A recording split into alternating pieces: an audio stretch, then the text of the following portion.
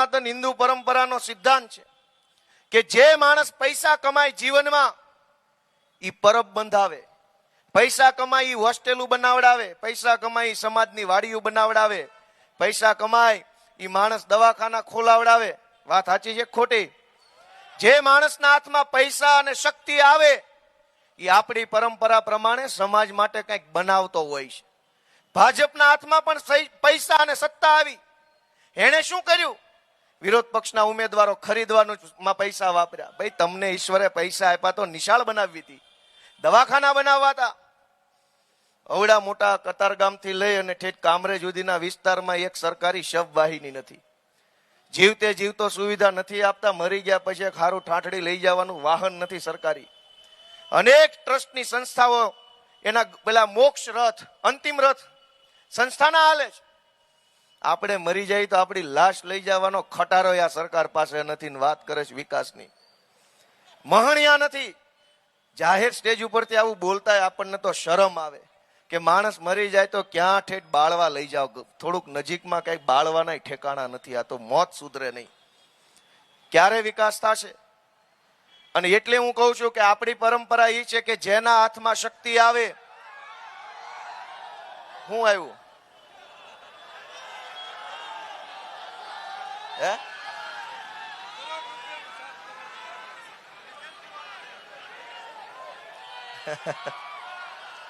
જેના હાથમાં શક્તિ આવે, જેના હાથમાં પૈસા આવે, આપણી પરંપરા એમ કે છે કે ઈ માણસે સમાજ માટે કામ કરવું જોઈએ. આ ભાજપના હાથમાં પૈસા આવ્યા, સત્તા આવી, એનો ઉપયોગ લોકશાહી ખતમ કરવા માટે કર્યો, એનો ઉપયોગ વિરોધ પક્ષોને તોડી નાખવા માટે કર્યો. મારે બહુ દુઃખ સાથે કહેવું પડે છે કે અમારી હારે ત્યાં 2 નંબરના વોર્ડમાં દાદાગીરી થઈ. અમારા 2-3 માણસોને લોભ લાલચ ડરમાં નાખીને લઈ ગયા. અમને બહુ દુઃખ લાગ્યું એ વાતનું. પણ મુદ્દો ઈ છે, અમને ઘણાએ કીધું કે તમારા માણસો વયા જાય છે, વયા જાય છે, વયા જાય છે. ઈ તો આપણે નાની દુકાન કરી હોય તો કોક આપણું બૂચ મારીને વહી જાય. રિલાયન્સના માલિક થઈ જાય કોઈ પાવલીનું બૂચ મારીએ કે? આ તો અમારી પાર્ટી નાની છે એટલે ભાજપ વાળા દબાઈ જાય છે અમારા માણસોને. એકવાર દબાવો, હાવણો કરો પાર્ટી મોટી, પછી અમે જોઈએ કોણ પાણી આળો છે અહીંયા. આ તો નાની પાર્ટી છે એટલે અમારા માણસોને દબાવે, પોલીસ મોકલીને, એલસીબી, ક્રાઇમ બ્રાન્ચ, ગુંડા, બુટલેગર આવે. નાની પાર્ટી એટલે દબાવો છો ને. જેથી તેમ બધા હાવણો દબાઈને અમારી પાર્ટી મોટી કરીને તે દિવસે જોજો આ ભાજપ વાળાને મોઢા હંતાડવાની જગ્યા નહીં મળે ક્યાંય. અને શું કામ આવું કરે છે ભાઈ? તમે અમારા માણસોને ડરાવો, દબાવો, ધમકાવો, ગમે તેમ કરીને પ્રેશરમાં લઈ લ્યો. દરેક માણસ ગોપાલભાઈ જેવો મક્કમ મનોબળનો ન હોય. આટલી શક્તિ, આટલો પાવર, આટલી તાકાત તમે લોકો માટે કેમ નથી વાપરતા? જનતાનું કામ કરવા કેમ નથી વાપરતા? દોસ્તો, મારી તમને વિનંતી છે, ઘણું સારું આ સુરતમાં થઈ શકે એમ છે. અત્યારે આપણા અનેક છોકરાઓ, જનરેશન ઝેડ, જેનજી, નવી જમાનાના આપણા કેટલા છોકરાઓ અત્યારે ભણે છે, કેટલી કેટલી દુનિયામાં આગળ વધે છે. નેતાઓ બાબા આદમના જમાનાના છે, છોકરા આપણા 21મી સદીના છે. ક્યાં હાંધો મારવા જાશો? ભાજપમાં પાટીલ, ભૂપેન્દ્રભાઈ, સંઘવી કયા જમાનાના નેતા છે ને તમારા છોકરા કયા જમાનામાં જવા ઈચ્છે છે? વિચાર તો કરો. તમારા છોકરાઓ, આપણા બાળકો, આપણા દીકરાઓ જે જમાનાના છે, જે પેઢીના છે, અમે ઈ પેઢીના નેતા છીએ. આપણા છોકરાઓ ક્યાં પહોંચવા ઈચ્છે છે, એમના સપના શું છે, એમની આશા શું છે, એમના વિચાર શું છે, એમને શું જોઈએ છે, એ અમને ખબર પડે. કેમ કે અમે ઈ પેઢીના છીએ, ઈ જમાનાના છીએ ને એવું ભણેલા છીએ. આ તો દર ચૂંટણી બાવડા ઝાલી સ્ટેજ પર ચડાવવા પડે એવા આવી જાય છે ચૂંટણીઓ લડવા. ક્યારે તમારા છોકરાનો વિચાર છે? આપણી નવી પેઢી તો કેટલું બધું બ્રોડ માઇન્ડેડ પેઢી છે, રિફોર્મેટિવ માઇન્ડ ધરાવે છે, પ્રોગ્રેસિવ માઇન્ડસેટના છોકરાઓ છે આપણા. એ દુનિયાભરની અંદર છવાઈ જવા માંગે છે. પણ એ આપણા છોકરાઓ દુનિયાભરની અંદર છવાઈ જાય એ માટે એને જે સુવિધા સુરતમાં જોઈએ, એ સુવિધા કેવી હોય એ કોઈ ભાજપના નેતાને ખબર નથી.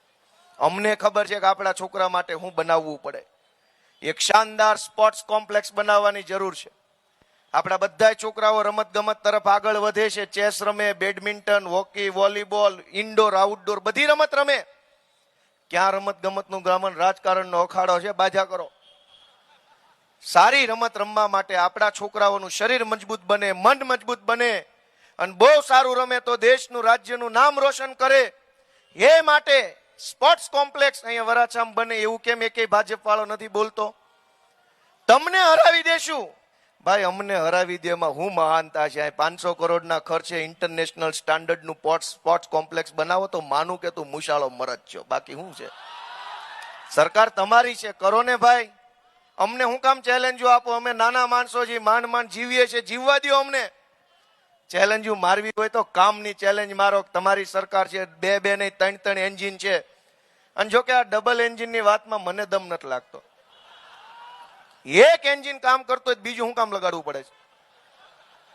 2 એટલે લગાડ્યા છે કે 2 માંથી એકેય હાલતા નથી, ડબ્બા ગાડી છે. એક એન્જિન થી કામ? કોઈની ગાડીમાં 2 એન્જિન છે ભાઈ? કયો કોઈની ગાડીમાં ક્યાંય 2 એન્જિન છે? કોઈ ન હોય. અને એકે ન થતું હોય તો બીજું આગળથી વાહેટ લગાડવું પડે.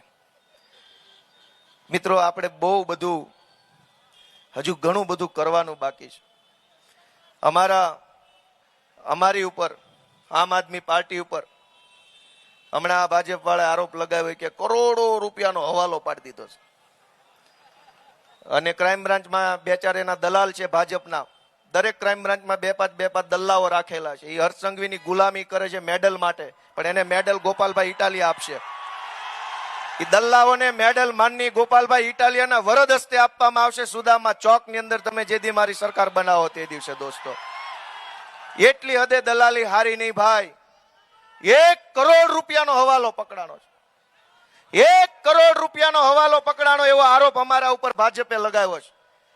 ભાજપના વોર્ડ લેવલના લંગરિયા વર્ષે 5-5 કરોડનું ગામનું કરી નાખે છે. અને તમે અમારી આખી આમ આદમી પાર્ટી ઉપર 1 કરોડનો આરોપ મૂક્યો. આખી રાષ્ટ્રીય આમ આદમી પાર્ટી 3 રાજ્યોની અંદર જેની પાસે ધારાસભ્યો છે, લોકસભામાં સભ્યો, રાજ્યસભામાં સભ્યો, એવડી મોટી પાર્ટી ઉપર 1 કરોડનો આરોપ. 5-10 કરોડનું તો મોટા વરાછાના ભાજપના લંગરિયાઓ કરી નાખે છે વર્ષે ગામનું બૂચ મારીને. આજ મોટા વરાછામાં વિદેશમાં વિઝા અપાવવાના બાને ભાજપના એક લુખાના છોકરાએ કરોડો રૂપિયાનું કરી નાખ્યું. અને તમે અમારી આખી પાર્ટી કે રાજ્યસભામાં સાંસદો, લોકસભામાં સાંસદો, ગોવામાં ધારાસભ્યો, પંજાબમાં ધારાસભ્યો, ગુજરાતમાં ધારાસભ્યો, દિલ્હીમાં ધારાસભ્યો વાળી પાર્ટી, કાશ્મીરમાં ધારાસભ્યો, એવડી મોટી પાર્ટી પર 1 કરોડનો આરોપ. શરમ આવવી જોઈએ. પણ હું તમને કહું છું કે આ અત્યારે બહુ ખરાબ સમય રાજનીતિનો હાલી રહ્યો છે. અમે બહુ હિંમત કરીને કામ કરીએ છીએ. કોઈને આ લોકો ટકવા દેવા માંગતા નથી.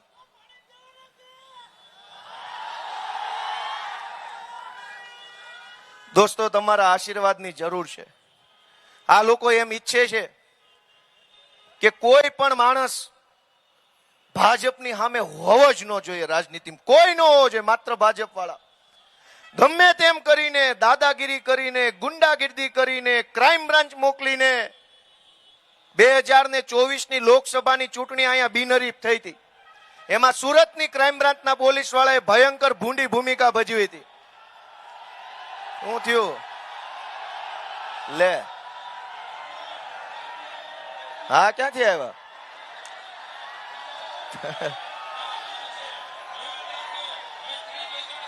શું મુદ્દો છે આપણો? કઈ મુદ્દો જ નથી, એમ નામ નીકળ્યા. બોલો. પછી ગાડી મૂકીને આવો, બધા સભામાં આવો. એ કે અમારે તમારી સભામાં આવું. આવો ને, કઈ વાંધો નહીં, અમારે શું વાંધો?